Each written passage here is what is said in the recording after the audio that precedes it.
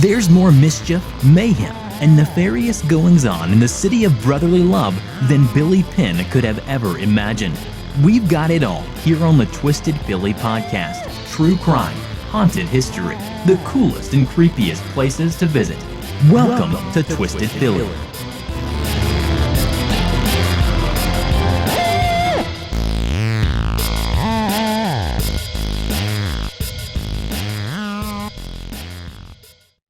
Hey Twisters, what up? Welcome back to another episode of Twisted Philly. I'm your host, Dina Marie. Thank you all so very much for your patience while this episode was delayed. About a week and a half ago, we lost a beloved family member, my Mr. Frodo, who'd been with us for over 7 years. He had more personality than any dog I'd ever encountered. He'd also had more health issues, too, in his young life. It's been an incredibly difficult time for me and my family, and it meant so much reading posts online from so many of you offering kind words, prayers, and condolences. This episode is a little bit of a departure from recent episodes, and this story started back in July. Well, part of the story started in July, and another part of it started in 1972. Over the summer, I had the opportunity to attend an opera preview of We Shall Not Be Moved, an Opera Philadelphia production featured in this season's Opera with a Twist. A friend sent me information about this event, and he said it's an opera about MOVE, as in the organization that was under siege from the city of Philadelphia back in 1978 and then bombed by the city in 1985.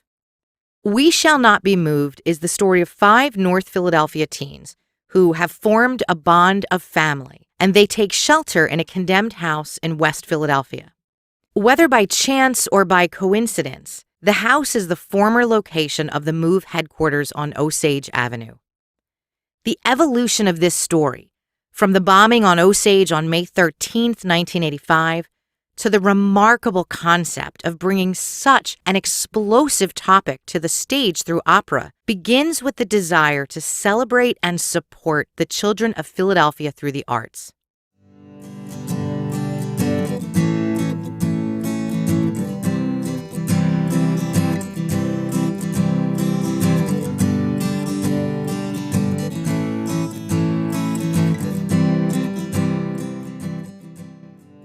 Opera Philadelphia's mission is to embrace innovation and develop opera for the 21st century. They make opera more accessible through community outreach programs, working with both established and emerging artists, and celebrating the diverse cultural community within Philadelphia. It was one of their community outreach programs through which the opera We Shall Not Be Moved was born, and that was a program called Hip Hopera. Hip Hopera launched 10 years ago as a collaboration between Opera Philadelphia and another organization called Art Sanctuary. Art Sanctuary, founded in North Philadelphia by Lorene Carey, was founded with the purpose of using the power of Black art to transform individuals, unite groups of people, and enrich and draw inspiration from the inner city. Combining resources, creativity, talent, and, of course, commitment to children, Opera Philly and Art Sanctuary found a way to bring music, including opera, into Philadelphia schools without music programs. They modernized the concept of opera and blended music with the written word.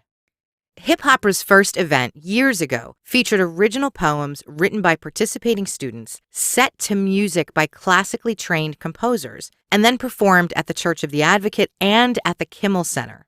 5 years ago, the Hip Hopera program was reimagined after receiving funding from the Knight Foundation, and it became a multi-year program at 4 different Philadelphia high schools. Again, student self-expression through music, journal writing, and other creative arts about life continued as the focus of hip opera. The student letters, journals, and poems are what eventually became the basis for an opera, We Shall Not Be Moved, which premiered this weekend at Opera Philadelphia's Opera with a Twist Festival, currently featuring 7 different operas around the city. Recently, I sat down with Michael Bolton, the Vice President of Community Initiatives for Opera Philadelphia, and Val Gay, Executive Director for Art Sanctuary. Michael and I met earlier this summer at the preview event in July, and he was kind enough to say yes when I asked if I could interview him for Twisted Philly and share the story of We Shall Not Be Moved with our listeners. Michael joined Opera Philadelphia in 2001. He leads the Student Opera Appreciation Program Sounds of Learning, which now reached 150 schools from as far south as Cape May, New Jersey, and as far north as Jim Thorpe, Pennsylvania, and of course, all over Philly. In 2006, Michael was the recipient of Opera America's first Diversity Award for his community outreach programs. Val Gay joined Art Sanctuary in 2012. Prior to becoming the executive director at Art Sanctuary, Val was Dean of Institutional Advancement for the College of Education at Temple University. There, she had responsibility for directing community building, fundraising, alumni activities for close to 40,000 alumni at the college.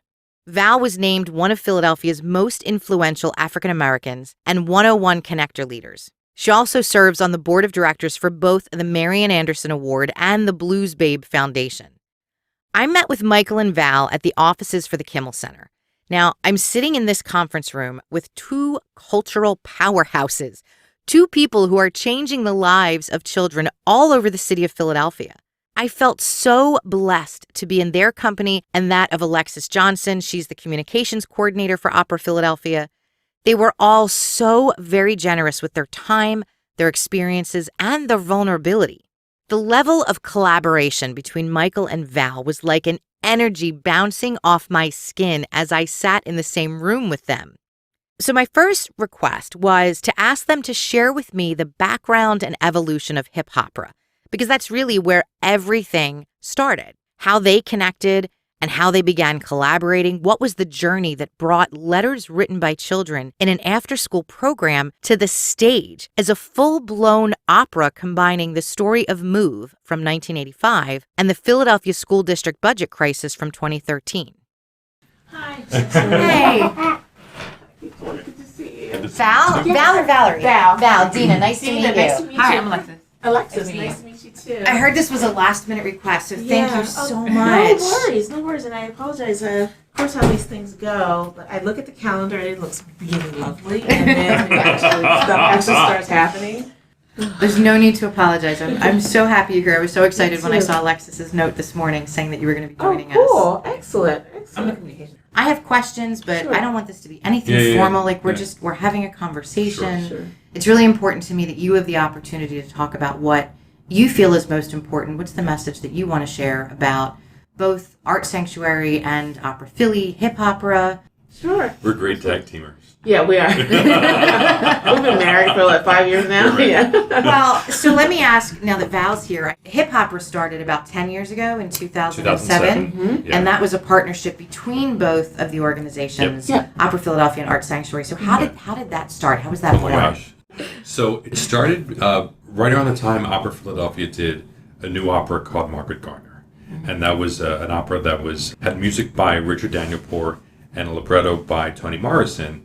She used the same source material that inspired her to write the novel Beloved. It's the same story, it's the same source story in which Margaret Garner was an enslaved woman in Kentucky, basically ends up killing two of her kids to keep them from getting back into slavery. You know, during this time, we're like, well, we have this amazing program. We did this amazing opera. What do we do next? How do we keep this going, knowing that we didn't necessarily have anything that was so community-based happening programmatically?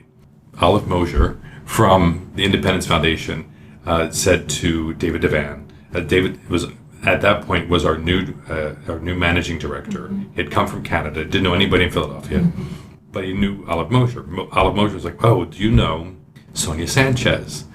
Sonia Sanchez, the phenomenal poet, was like, oh, do you know Lorene Carey from Art Sanctuary? So it was this little like connect the dots sort of thing that got us working together with Art Sanctuary. And from this program came this hip opera idea. Art Sanctuary had North Stars, this wonderful after-school program that engaged kids in the arts. You know, we as an opera company have access to artists. Let's put it all together and see what happens. You know, and we came up with this song cycle where North Star's poems were set to music by 4 different composers locally. We had 2 performances at the Church of the Advocate, both of which sold out. We had another performance at the Kimmel Center as part of their summer solstice, also sold out. One of our students got invited to perform her poem at then Governor Rendell's mansion, part of a poetry festival. It was mind-blowing. And everyone was like, oh my gosh, that was amazing. But where's the hip hop and where's the opera? and so then we began this very long conversation of like, okay, what do we do next? We got to make this work. A couple years later, Art Sanctuary got funding from Engage 2020. Then we got funding from the Knight Foundation and the Wincode Foundation to really kind of explore what this could look like. And I remember in that first iteration back in 2007, I literally Googled hip-hop classical composers, and the name Daniel Bernard Romain came up. And I was like, he's from New York, he's never come to Philadelphia to write a couple songs, not going to happen. But it was such an interesting name, and at that point he was going by DBR, and he had like these crazy dreadlocks, and it was like this Lenny Kravitz meets classical music kind of vibe with his going violin on. Yeah, and his headshot. Yeah. And come back to 2012, when we start this, we reached out to his management, and would he be interested in sort of exploring this idea where we would take kids' writings and maybe turn it into an opera? And they said yes. Okay, let's pause for a minute. Michael just mentioned someone that's important in our story. Actually, he's just one of many important someones in this episode. Daniel Bernard Romain, or DBR, as he's known in some circles. Daniel is an acclaimed violinist. He's a composer, and he's known for bending musical genres because he's a classical artist who mixes electronic and urban influences in his music. Daniel Bernard Romain has worked with Savion Glover and Lady Gaga, so he spans the entire spectrum of music. He's on the board of directors for the League of American Orchestras. He's composed music for the Boston Pops Orchestra, Carnegie Hall, and the Library of Congress. I'll post links on my social media pages of Daniel performing because his talent is remarkable. Daniel Bernard Romain is the composer for the opera We Shall Not Be Moved. So it seemed that Michael and Val were able to get this New Yorker to travel to Philly after all. Daniel Bernard Romain is part of a trifecta of brilliant talents who developed the opera We Shall Not Be Moved, and I'll mention the other two a little bit later on. Right, so that's kind of how this all started. I know it was a long answer. No, that was a good answer. That was a very comprehensive answer. And then from my... Go ahead. But it comes back to this works because our missions work. Mm-hmm. Exactly. So I'm going to put on the shelf what I was going to say to talk about that, because we seem to be two disparate organizations. On the one hand, I often say Art Sanctuary is a rounding error to our budget is so small compared to Opera Philadelphia's that, they could lose our entire budget and be fine, right? But we see ourselves as equal partners, which is really cool. And so one day, 3 or 4 years ago now, Mike and I, in my office, put up a Venn diagram. You're like, what's she going to say? A Venn diagram to really talk about what's going forward and to make sure that our mission's still aligned and that we were on the same page. Because we were already starting to think beyond what that current iteration of hip hop was. Mm-hmm. And so what was amazing is when we put this Venn diagram on board, where we intersected was so incredible. We had many more places where we intersected than the disparate things that we did not intersect on. And so that gave us greater, energy to continue to think about this work in this way, and that we could continue first in ourselves say, this is a strong partnership, and that this is something that is worthy to continue. It also gave us the opportunity to develop language to talk externally to other folks. Like what?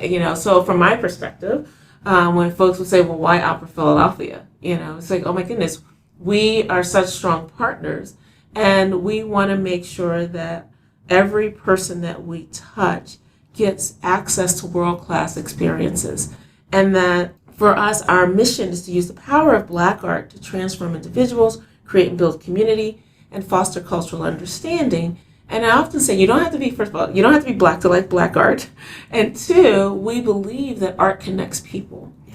And so across the board, as we work together, first with the first iteration of hip opera that I wasn't a part of, then I got to see from afar and heard about it from donors, actually, from afar, to then when it was announced that the Knight Foundation, Art Sanctuary had gotten the Knight Foundation grant for the second iteration of hip opera. I actually sent Lorene Carey a note and said, oh my gosh, this is so awesome. If you ever need any help, I'm your girl. And then you joined Art Sanctuary in 2012. And so I had no idea at that point, and I had sung for Art Sanctuary a couple of times at that point, And I think it was announced in 2012. I had just done a preview of a world premiere in December of 2011. I joined in 2012 in July, so a 6-month period. When I did the performance, I didn't realize I was looking into the hood of the organization that I was going to then run. It's like you put your vision out into the universe. That's exactly right. Yeah, and it came true. Yeah, and it came true. Such a great story. So as you heard from both Michael and Val, the partnership between Opera Philadelphia and Art Sanctuary is a perfect marriage of missions, people, and organizations who want to provide world-class experiences to the residents of Philadelphia. Through the North Stars after-school program at Art Sanctuary and Hip Hopera, these two created an experience unlike anything else for children in Philly.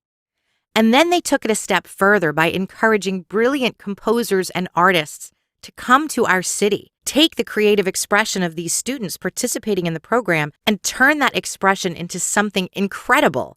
I loved Val's story about reaching out to Lorraine Carey, the founder of Art Sanctuary, telling her if she ever needed assistance, Val was her girl. And a year later, Val Gray becomes the executive director for Art Sanctuary and was soon thereafter working with Michael Bolton from Opera Philadelphia on the next iteration of Hip Hopera. And that's an iteration that eventually became an opera.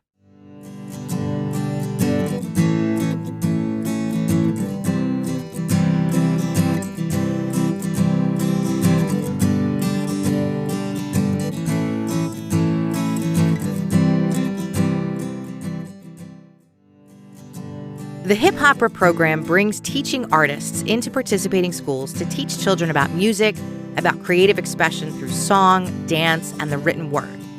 It's a unique experience for both the students, the schools, and the teaching artists. Some teaching artists have different type of teaching experiences versus the large classroom of energetic kids they're supporting throughout the Hip Hopera program. Val Gray and Michael Bolton shared some stories with me about how someone might look like a great fit for the teaching artist role on paper, yet once they're in the classroom, they may not be the best fit for the program. And these experiences are what helped them redefine how they identified and coached prospective teaching artists, from finding a more diverse team of artists to creating cohorts of teaching artists who teach one another and then expanded the networks to other schools. Created so many learning opportunities for us.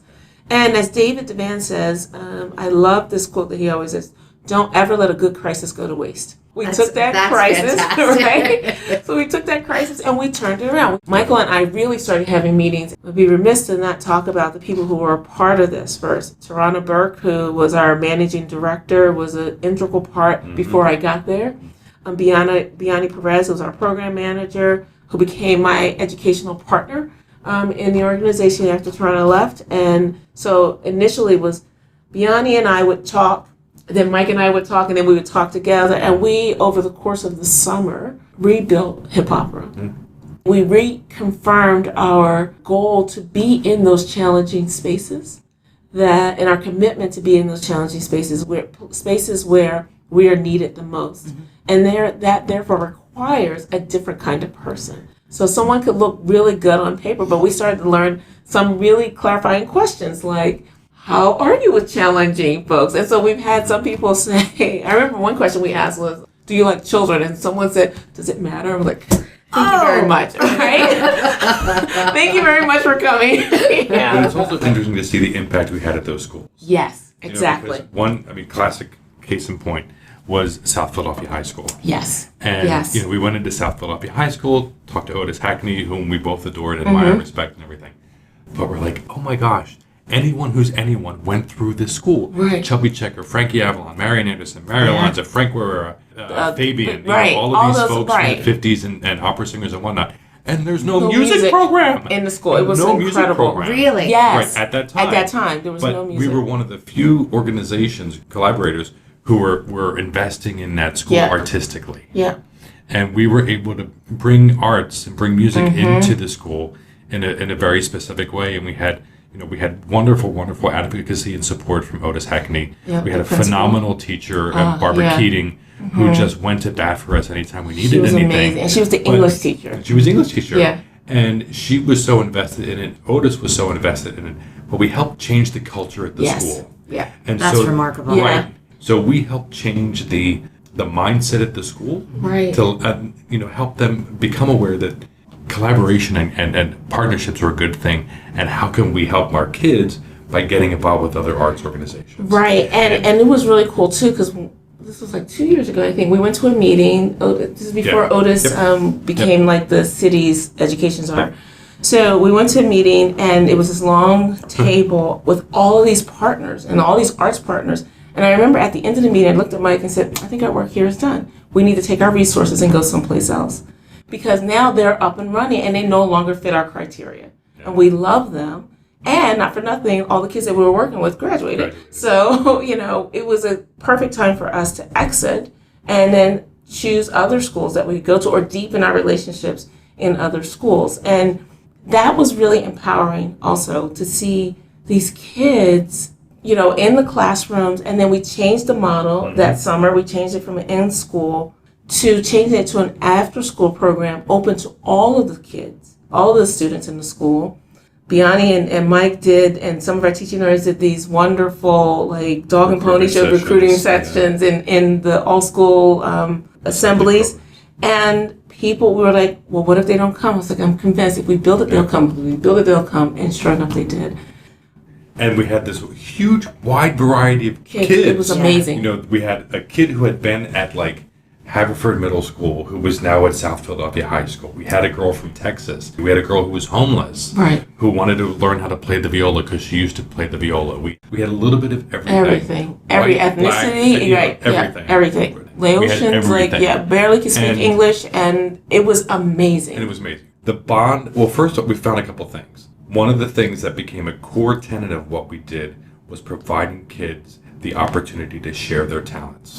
Great. We're going to give you a writing assignment, but before we do that, what do you do? What do you want to share? Do you sing? Do you dance? We had 3 kids who were break dancers, and they would push all of the chairs away and start break dancing while Barbara Katie was like, no, don't do that. You're going to hurt yourself. Not in my classroom. But just the sheer talent. It was amazing. It helped these kids gain respect for each other, knowing that they were all so talented. But a key component to all of that was that we asked kids to critique each other. Here we are in this safe environment. What was good, what was bad, and why. Kids could be rough. And not just like, oh, you're a little pitchy. Oh, no. I have a teenage daughter. Yeah. But I think it helped establish this sense of trust. Nobody left the room crying. No, actually, we never got any tears. No. People respected what everybody had to say because they all wanted to improve what they were doing. This thing that they were so passionate about. And the thing that became extra magical was we were working in 4 schools: South Philadelphia High School, Mastery Lenfest, Kensington Kappa, and Esperanza Academy Charter School. At the end of the second year of this revised program, this new model, we brought everybody together at Art Sanctuary. And we're like, all right, we'll get pizza, we'll see how it goes. And I think we all expected that it would be very cliquey. Each school would sort of self-segregate. That didn't happen. All the kids were this big mishmash taking selfies. Yeah, it was great. It's cool to see it was that so beautiful. While we had these bonds that were created in the classroom, it extended into this communal experience because they had all had the same experience. Exactly, and they found their tribe. They found their tribe. These kids found their tribe. Hundreds of kids from different schools throughout the city, different neighborhoods, different backgrounds, different home lives and experiences became a tribe through the work of Hip Opera, the after-school program created by Opera Philadelphia and Art Sanctuary. Listening to Michael and Val share these stories about Hip Opera brought me to tears. I know, no big surprise there for you guys, right? They created a space where Philadelphia children would be exposed to music and the arts, gave them experiences they weren't having in school, at least until these schools were able to reestablish programs of their own, and helped them find a family all over the city of kids who might have seemed so different through one lens, but really shared so much commonality when you looked at them through a different filter. And they had to look at themselves through a different lens too. Val and Mike, their colleagues, everyone had to consider each other's experiences and perspectives while recognizing their common goals and passions. And I just loved listening to them share so much about the evolution of hip opera and the other programs they've developed to continue furthering the arts in schools in Philadelphia. Okay, we already talked about the composer, Daniel Bernard Roumain. So let's talk about the librettist, Mark Bamuti Joseph. Tarana Burke suggested that we reach out to Mark Bamuti Joseph because Tarana had worked with him in Atlanta because she had been in Atlanta. Turns out that Mark and Daniel were about to start on another project There is together. a company of incredible heavy hitters attached to the work that you're doing, attached to We Shall Not Be Moved. It's amazing. Yeah. And I think here we have two guys who've never written an opera. You know, we know Daniel has had symphonies premiered at Carnegie Hall, but yet he's been on American Idol and worked with Lady Gaga. Right. You know, so it's like crazy. And then Mark has been all over the place. You know, he runs a youth education program in Yerba Buena, but has been on HBO. He's working with Bonnie Raitt. He's working with Mos Def. He's working with everybody. Mark is called a curator of words, ideas, and protagonists. That is so flipping cool. Mark is a librettist, a spoken word artist, and an educator.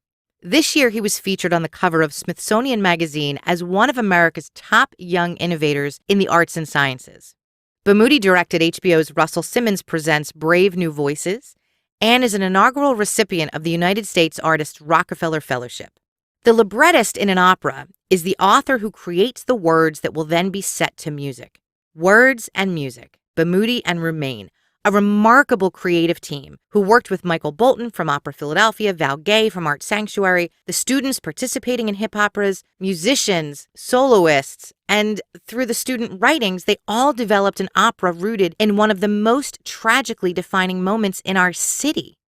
The move crisis is one piece of Philadelphia history featured in We Shall Not Be Moved. The other is the education budget deficit crisis in 2013, when thousands of Philadelphia students and teachers were displaced after the closure of 24 schools.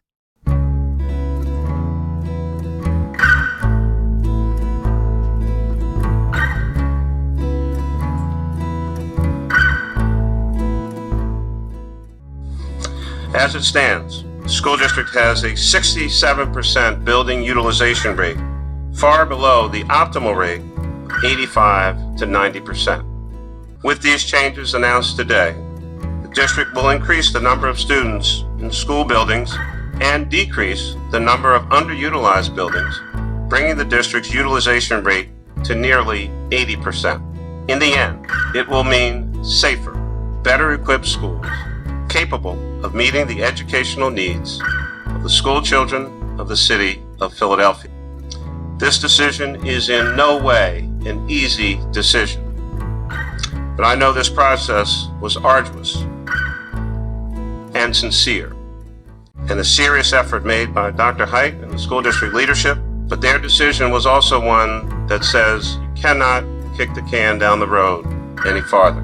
The school district of Philadelphia, Superintendent Haidt, have my full and unequivocal support, even in these tough and difficult times, making tough, difficult, but the right decisions on behalf of the school children today and the many hundreds of thousands who will seek to get an education in the decades to come.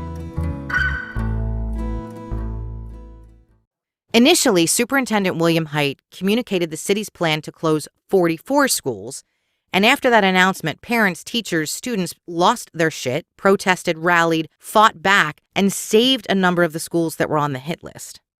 So many of these schools that were closed were anchors for their neighborhoods. Philadelphia photographers documented the final weeks before school closures. There are images online on so many different websites of students and teachers in tears. What the city didn't realize, or maybe they did and either didn't care or didn't have a choice, was the depth of impact these closures had on families, especially children, including homeless children. For some Philadelphia kids, school was the only constant in their lives. After the closures, some children were commuting an hour or more across town to get to school on multiple city buses. There are stories of kids waiting at stops for buses that never came or came late because we all know how timely SEPTA can be. Through no fault of their own, kids would arrive at their new school after 9 a.m. only to be turned away because the school doors closed at 9. No school for you today. Maybe your kid would love the idea of an unscheduled day off, because we take for granted the big yellow bus that shows up at the corner of your street and gets your kids to school in less than 20 minutes. Or the cars that teenagers can drive and park just a few feet from the front of the school. Maybe even passing a Starbucks on the way in and grabbing a latte before school starts. Yeah, that's not even remotely close to the experiences of so many kids in Philly, especially not after the closures in 2013.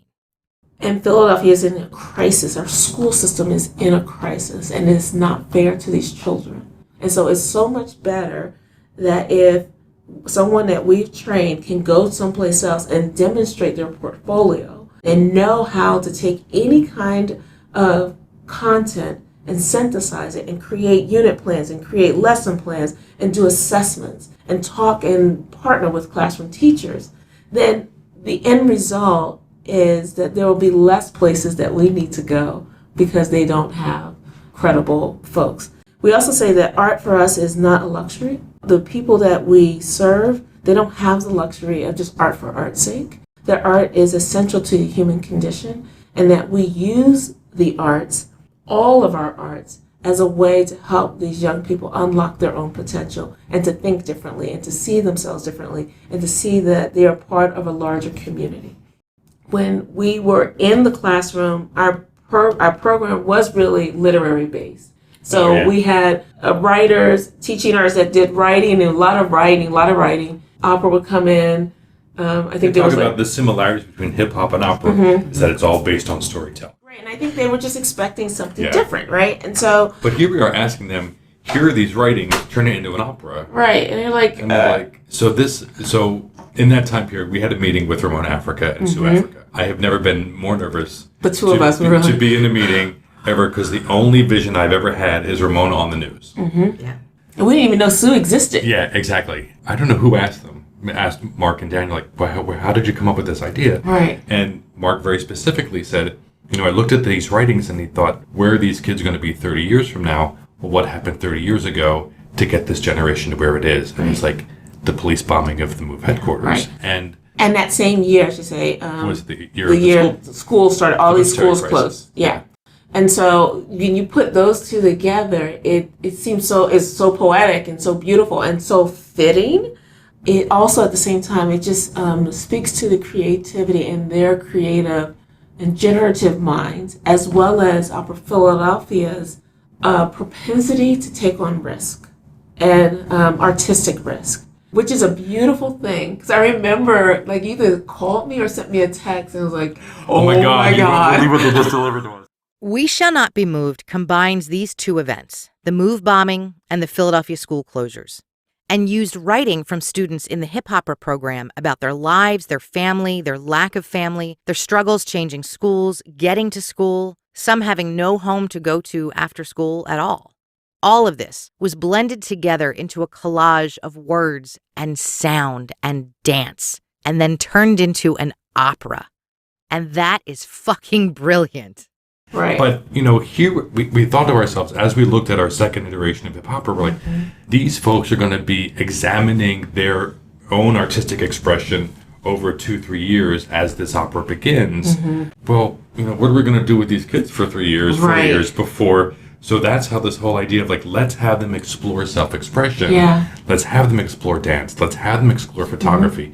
Theatrical. Giving them ways to look at self-expression as an artistic tool, as a healing tool, as a way of getting to know themselves better, but ultimately always coming back to the idea of we want to validate what you have to say. Yes. How are we empowering you to say, hey, these folks who don't need to give a damn actually do?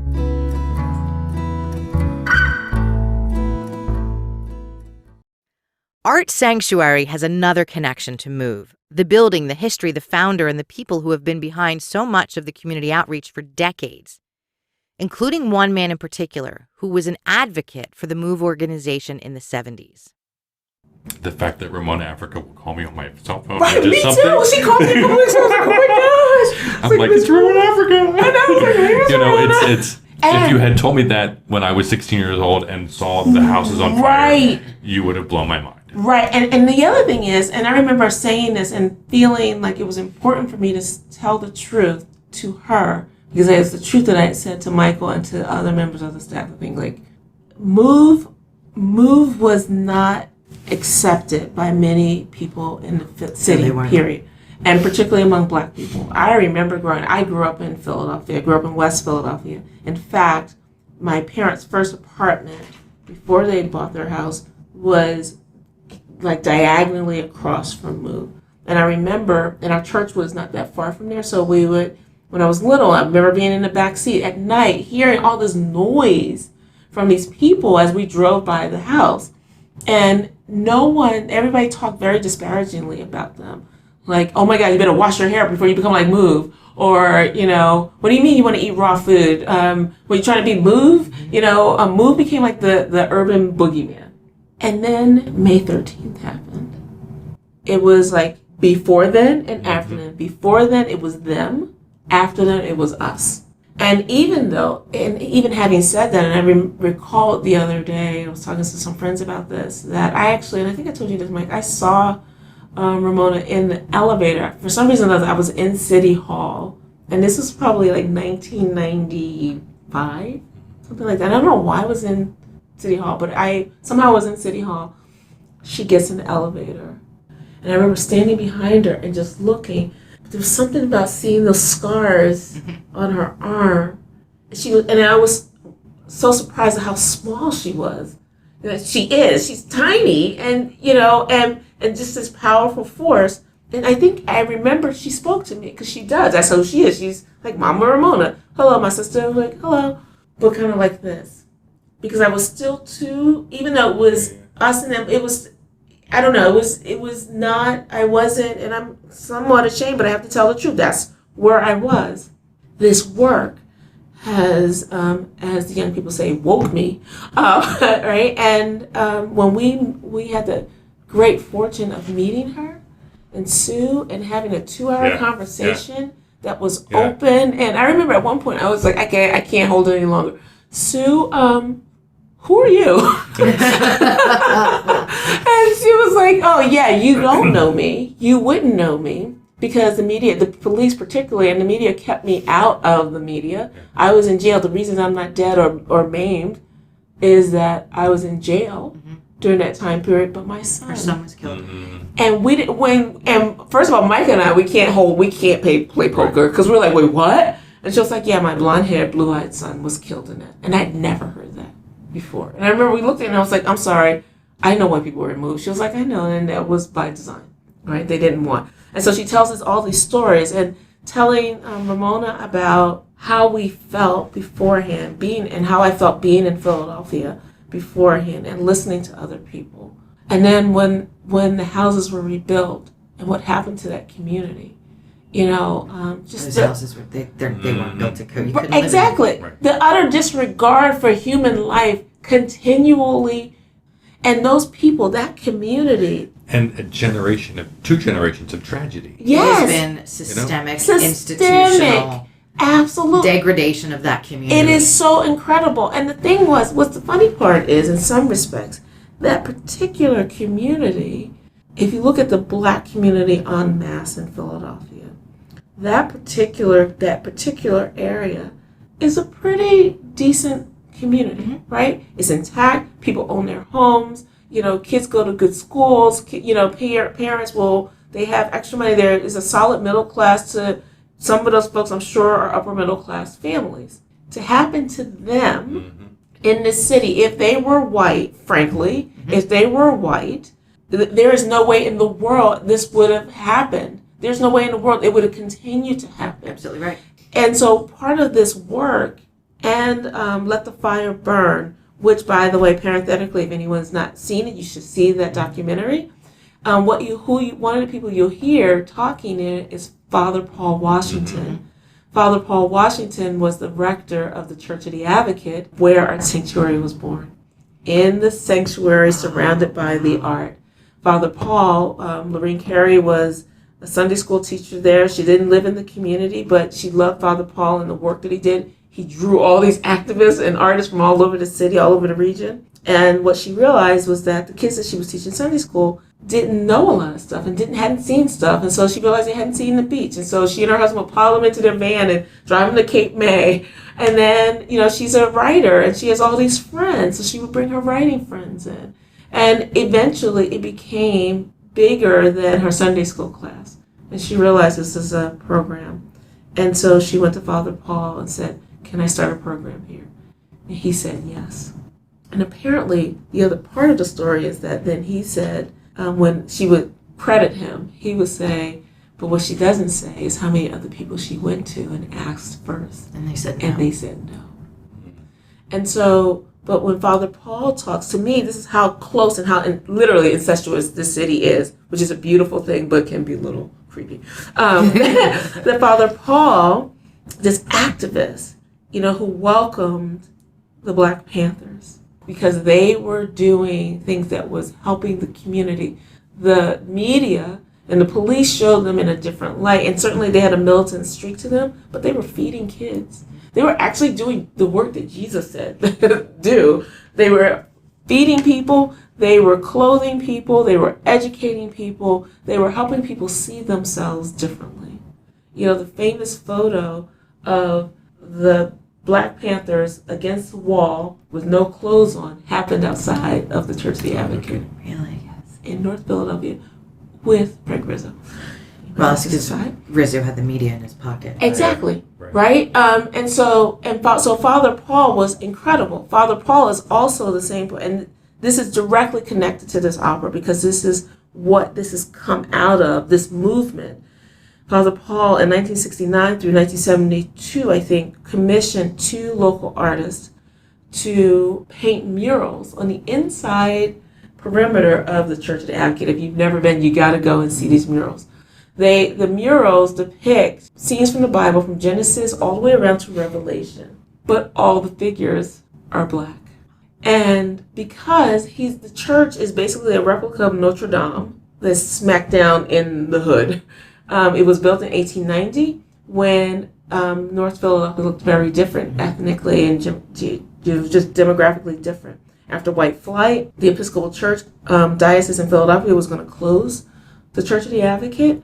And they said to this young priest, Father Paul Washington, we're going to close this unless you take your family there and go. So lots of gang wars, all kinds of stuff. He says yes. He goes and starts to transform the neighborhood. There are people alive today because Father Paul literally went out in the street and stopped war infections. There are men who are businessmen who credit their lives to Father Paul Washington. This is the man that had the first Black Panther conference at the Church of the Advocate in 1971 or 72. He also worked with Moog. He also, he was an incredible figure. I read about him in a couple of the books I read about Moog. He was one of the people that advocated on their behalf with the city of Philadelphia when Rizzo was trying to get them evicted from Powelton. Yes, and so that's our lineage. That's where we came out of. Art Sanctuary came out of. So doing this full circle, we're related to that, right? And so for me to know about that and to learn, and I'm so grateful to 2 Haitian Black immigrants. In Mark and Daniel, who are not Philadelphians, to come and get this story and bubble this story up so that more people than the people that moved that Ramona could ever reach. Ramona's going to have some folks and she's going to continue to reach people, but she's going to continue to reach woke people, frankly, and people who are interested and inquisitive. This opera is opening up these issues to the world.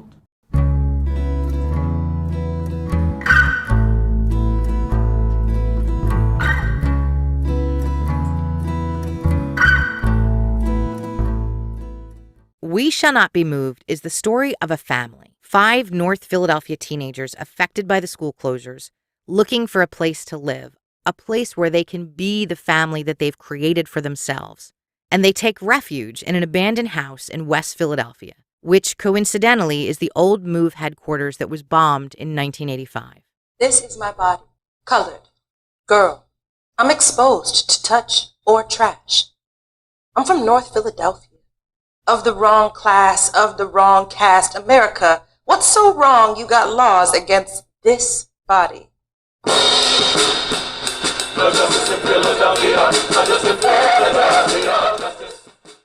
There on Osage Avenue, John Henry, John Little, John Mack, John Blue, and their sister Unsung encounter characters called the OG. They're ghosts of people killed in the fire on Osage. These spirits provide a unique education to the teens through movement and conjuring, sharing not only the history of the residents of Osage, but people from other times in history as well. Ghosts aren't the only characters watching this family of teenagers who've taken up residence on Osage Avenue. There's a police officer named Glenda, who was a North Philly kid herself many years before, who tries to get the kids out of the house and back into school when a tragic accident happens. Glenda unintentionally fires her weapon, shooting John Henry. In Act 2, Glenda is at the mercy of these kids. They've got her gun. One of their own is bleeding on the floor, and the ghosts of Osage continue to surround everyone, and Unsung realizes they've all got to get away. She sends her brothers out of the house, and it's just the teenage girl Unsung and Glenda, the police officer, left inside. And the stage goes black. What happened? Was someone killed? Was it Unsung? Was it Glenda? Was it no one? When the lights come back, the kids are gone, and Glenda is left on stage telling a reporter about her experiences as the house on Osage burns to the ground.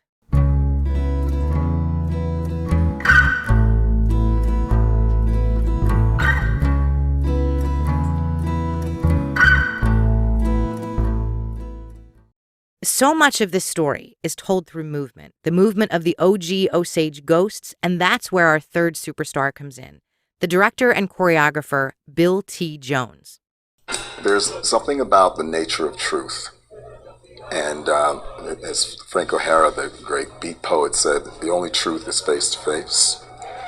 When the cameras are not running, when someone has been transgressed again, so one sees themselves unwillingly as a transgressor, who has the strength, the fortitude to call it, I'm so sorry. Neighbors complain and move members were broadcasting messages by phone at all hours of the day and night. At all hours of the day and night. Jones is an artist, a choreographer, dancer, theater director, and writer. You know, he calls it Bill T. Jones. Says, "Hey, I'm working on this piece. What do you think? Would you be interested in being part of this?" And Bill T. Jones. Bill T. Jones. Said Oh yes. my gosh. And so that, very busy man, the schedule changed. And so our original plan of premiering it in 2015 changed. He's the recipient of more awards than you could count, including the National Medal of Arts, the MacArthur Genius Award, Kennedy Center Honors, and so many others. Bill Jones won a Tony in 2010 for his choreography in the musical Fila. And he won a Tony in 2007, again for choreography, this time for the production of Spring Awakening. So yeah, this guy has been working at the Wilma Theater along with composer Daniel Bernard Romaine and librettist Mark Bamuti Joseph. Oh, and did I mention world-famous mezzo-soprano Kristen Chavez is part of the cast? She plays the role of Glenda, the police officer. Kristen performs around the globe, most notably in the role of Carmen, but she's done other modern operas like this one too. Now here's the kick in the teeth.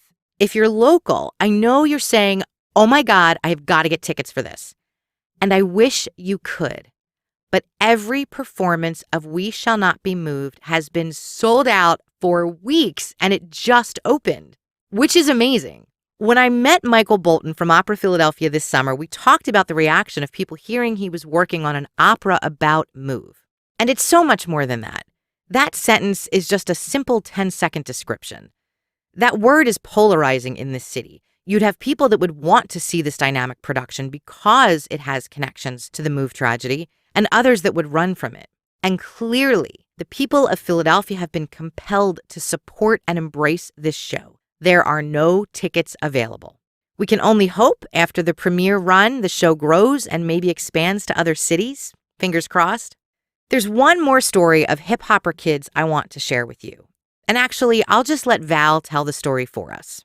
On that stage, we had professional musicians and our kids performing. And this one girl wrote a piece from South Philly. She was in 10th grade, I think, at the time. Yeah. And it was called Emergency Broadcasting System. And it was written about her life growing up. And it was a poem she started writing with her father. Right. And her father was imprisoned, and she had to finish the poem on her own. and she wanted to finish this as a way of, as like a Right. present for her father. Right. So she finished Yeah. it. And then it was so awesome. I then invited her to our annual big celebration. At that time, Black Writing Festival, and we have an annual awards, Lifetime Achievement Award. So in the front row was Sonia Sanchez, Kenny Gamble. On the percussion playing behind her is Alicia Keys, percussionist. You can't make this stuff up. She opens the show. It's like she came walks to the X, the light's gonna turn on, and you go. She's like, okay. She goes out there, lights turns on, she goes, she kills it in front of all these people, she kills it. Then she goes backstage and she's sitting on the floor doing her homework. And I was like, honey, do you wanna go out there? And she said, no, I can see if I can watch it on the monitor. I was like, okay. I said, let me ask you a question. I just want to make sure, because I heard a story and I just want to make sure it's correct. I heard when you performed at the Annenberg just a couple weeks before, and you killed it there, Miss Keating, your teacher, said to you, oh my God, that was amazing. You were DBR and you did all these people, and it was 900 people. It was a sold out show, 900 people, and you killed it. Wasn't it amazing? And she was like, yeah, that was good, but you know what was the best part? And the teacher says, what? She goes, oh, it's so great. It's when we all went up together into the room afterwards and you couldn't tell who was in what school. We found out that night, actually met her father. So I didn't know that she started with her father and she wanted to present it. I met her father and her grandmother. Okay, so she was 16. Her father had been in jail for 10 years and he had been exonerated. It was a wrongful conviction? Yes. He missed a third of her life and he was in the audience and he got to hear his baby. And I'll never forget the look on his face, like how proud he was. I mean, I thought it was extraordinary, like just the look on his face. But I didn't know that story because I would have been bawling the whole time. It was just awesome. And she was just really nonplussed about it. Like, yeah, I did it.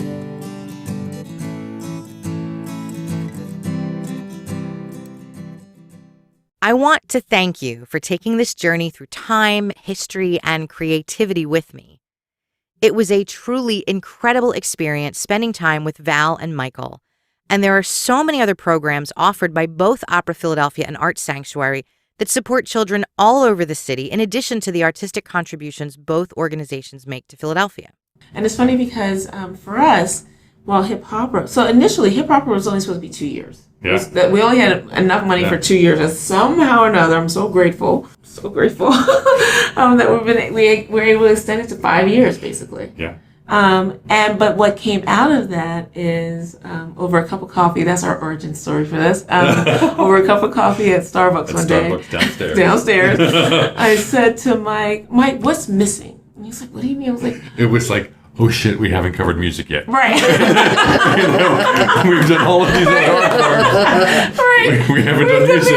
We're the opera company. Right. Yeah. This is an issue. The cobbler whose kids don't have shoes. Exactly. And so, and thus our teen choir, all city teen choir was born, called T Voce, Teen Voices of the City Ensemble. Mike named that, and the whole double entendre of voce meaning voice in Italian, and you know, certainly opera folks know that word. And for 2 years we talked about it. Mm-hmm. And people were like, yeah, nobody's gonna do that. Yeah. And we kept talking. We convinced Otis to let us use his school, South Philly, as the situs. So after school, kids from all over, he was like, yes. And every time I saw him, I was like, Otis, I just want to confirm that once we get some money, Team Bojack can be here. And he's like, yeah. So as long as they follow the rules, I don't care. The idea was it was going to be a no audition choir. Yep. That we would do lots of different genres, including classical music, but lots of different genres. We wanted to focus on those kids who don't have arts in school. There are also volunteer opportunities with Art Sanctuary and Opera Philly. Are there opportunities for people to volunteer, to help, to contribute? Yes. Should they go to your websites, the respective websites, Yes. Philly Opera and Please, Art Sanctuary? You can always email me. Yes. And email. I almost called you Veronica. Right. Email. That's Val. Valerie. You can always email me at bolton@operaphila.org, or you can email Val. At Valgay, VALGAY, at artsanctuary.org. And it's one S, so ARTSAN. The rest of the word, sanctuary. As they said, you can learn more about volunteering, other programs, and so much more about these organizations online. For Opera Philadelphia, go to www.operaphila, that's OPERAPHILA.org. There you can read about their community outreach programs, the other fantastic productions happening around the city right now through Opera with a Twist. You can read up on the cast and production team of We Shall Not Be Moved. For Art Sanctuary, go to www.artsanctuary.org. You can learn so much more about how the Art Sanctuary values come to life through their art education and family public programming. Popcorn, I don't know. Or broccoli. Or broccoli, right. But our ultimate goal with TVOJ is to have a multi-pronged Yes. arts organization. Yes. So we have kids. So Play on Philly is our partner. Mm-hmm. So they cover instrumental music. Mm-hmm. TVOJ is our singing component. So Yep. we have the singers. We want to be able to offer a dance component. Yes. We have a phenomenal dance teacher at Esperanza Academy Charter School in Tanya Ramos. But, Yes. we want to add spoken word so that we Right. have opportunities to say, hey, on Saturdays we do singing. On Wednesday after school we do dance. Right. On, whatever day of the week it is, come together and share your talents with us. And they do it spontaneously too. We're not there yet. We're not there yet, but Because we're on we our need way. money. Because we We need need money money. for And it. yes, we need people. We Did you hear need that? money. Yes, We need money. need money. So- We need money, and our aspirations are large because one, these children are worth it. And if we don't serve these children now, they will not serve us later. And Philadelphia is really a microcosm of our entire country. And in every community, there is a community that is being underserved. And so whether it's poor white kids in Appalachia, or it's poor Asian kids in another part of the country, or poor Latino kids, it doesn't matter. Like, these are all our kids. And we say very clearly that I believe strongly that every child on the face of this planet is my child. Yeah. I don't care what body they come in. I don't care what beliefs they have. They are my child. And I cannot rest until I know that I've done my part to help my children. I have to thank Michael Bolton from Opera Philadelphia and Val Gay from Art Sanctuary for all the time they gave me, the beautiful stories they shared about the creation and evolution of the Hip Hopper program, the impacts they've had on children in Philadelphia, and the opera We Shall Not Be Moved. Regrettably, I have not been able to see the opera. I saw a preview this summer, but I haven't been able to see it in its entirety.